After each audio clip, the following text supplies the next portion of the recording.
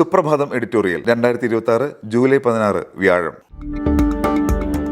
നോക്കുകുത്തിയാക്കപ്പെടുന്ന ആരാധനാലയ സംരക്ഷണ നിയമം. മധ്യപ്രദേശിലെ 14-ാം നൂറ്റാണ്ടിൽ നിർമ്മിച്ച ചരിത്രപ്രസിദ്ധ കമാൽ മൗല മസ്ജിദ് സമുച്ചയം സരസ്വതി ദേവി ക്ഷേത്രമാണെന്ന ഹൈക്കോടതി വിധി ചോദ്യം ചെയ്തുള്ള ഹർജിയിൽ സംസ്ഥാന സർക്കാരിനും മറ്റു കക്ഷികൾക്കും നോട്ടീസ് അയച്ചിരിക്കുകയാണ് സുപ്രീം കോടതി. വിധിക്ക് സ്റ്റേയില്ല. ഇത്തരം കേസുകളിൽ പതിവായ തൽസ്ഥിതി പാലിക്കാനുള്ള ഉത്തരവ് പോലുമില്ല. വെള്ളിയാഴ്ചകളിൽ മുസ്ലിങ്ങൾക്ക് ജുമാ നമസ്കാരം നടത്താൻ അനുവാദം നൽകിയിരുന്ന മുൻകാല സ്ഥിതി പുനഃസ്ഥാപിക്കണമെന്ന ഹർജിക്കാരുടെ ആവശ്യം ചീഫ് ജസ്റ്റിസ് സൂര്യകാന്ത്, ജസ്റ്റിസുമാരായ ജോയ് മല്യ ബാഗ്ചി, വി മോഹന എന്നിവരടങ്ങിയ ബെഞ്ച് അംഗീകരിച്ചില്ല. പകരം പരിസരത്തെവിടെയോ ഒഴിഞ്ഞൊരു ഭൂമി നിസ്കാരത്തിന് നൽകിയിരിക്കുന്നു. അതുതന്നെ താൽക്കാലികമാണെന്നും അറിയിച്ചിട്ടുണ്ട്.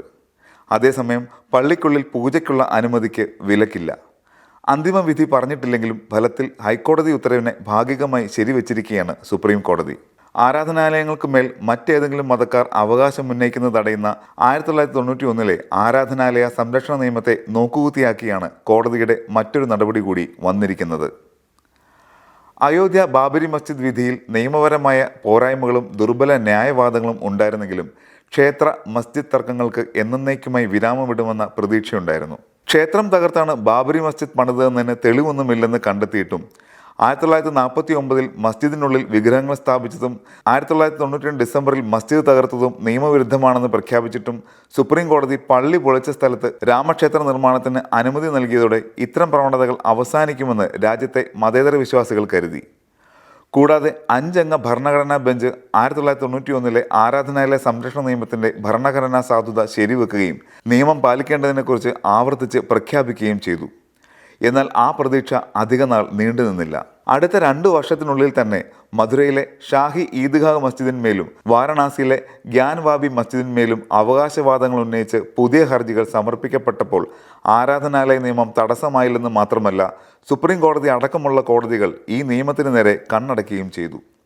പിന്നാലെ ഉത്തർപ്രദേശിലെ സംഭലിലുള്ള ഷാഹി ജമാ മസ്ജിദിനെതിരെ ഹർജി ഫയൽ ചെയ്യപ്പെട്ടപ്പോഴും അത് തുടർന്നുവെന്ന് മാത്രമല്ല, വിചാരണ കോടതി എതിർകക്ഷിയുടെ വാദം പോലും കേൾക്കാതെ അഭിഭാഷക കമ്മീഷനെ നിയോഗിച്ച് മസ്ജിദിൽ സർവേ നടത്താൻ ഉത്തരവിടുകയും ചെയ്തു. അതിന്റെ തുടർച്ചയാണ് ഇപ്പോൾ കമാൽ മൗല മസ്ജിദിൽ എത്തി നിൽക്കുന്നത്.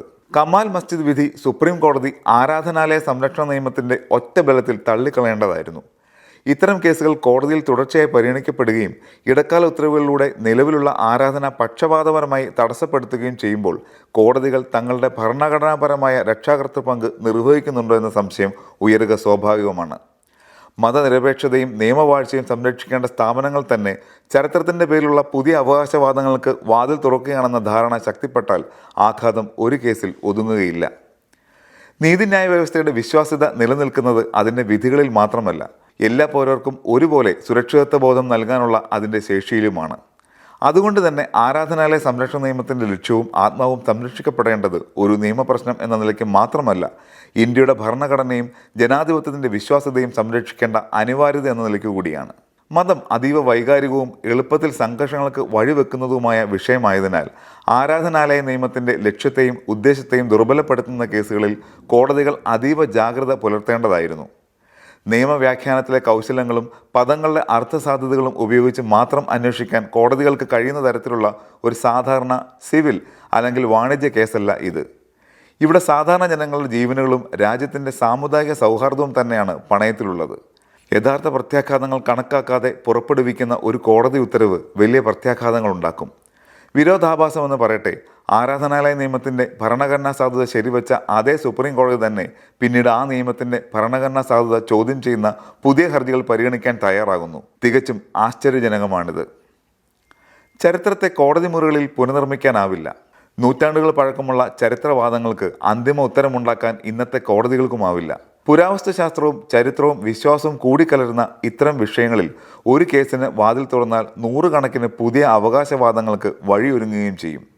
അതിൻ്റെ വില കൊടുക്കേണ്ടി വരുന്നത് കോടതികളല്ല, സമൂഹമാണ്. ഒരു രാജ്യത്തിൻ്റെ വർത്തമാനവും ഭാവിയും അതിൻ്റെ ഭൂതകാലത്തിൻ്റെ തടവുകാരായി തുടരാൻ പാടില്ല. കോടതികൾ ഉൾപ്പെടെ ഭരണകൂടത്തിൻ്റെ ഓരോ ഘടകവും ഇന്ത്യയിലെ എല്ലാ ജനവിഭാഗങ്ങളുടെയും മൗലികാവകാശങ്ങൾ ഉറപ്പു നൽകാൻ പ്രതിജ്ഞാബദ്ധമായ മതനിരപേക്ഷ രാഷ്ട്രമാണെന്ന മഹത്തായ ബോധ്യത്തിൻ്റെ അടിസ്ഥാനത്തിൽ പ്രവർത്തിക്കണം. ആരാധനാലയങ്ങളെ ചരിത്രപരമായ പ്രതികാരത്തിൻ്റെ വേദിയാക്കുന്ന സമീപനം അവസാനിപ്പിക്കുകയും നിയമത്തിൻ്റെ വ്യക്തമായ വിലക്കുകൾ കർശനമായി നടപ്പാക്കുകയും ചെയ്യുമ്പോഴേ കോടതികൾ ഭരണഘടന വിഭാവനം ചെയ്യുന്ന മതനിരപേക്ഷ ഇന്ത്യയുടെ യഥാർത്ഥ കാവൽക്കാരാണെന്ന് എല്ലാ പൗരരെയും ബോധ്യപ്പെടുത്താൻ കഴിയൂ.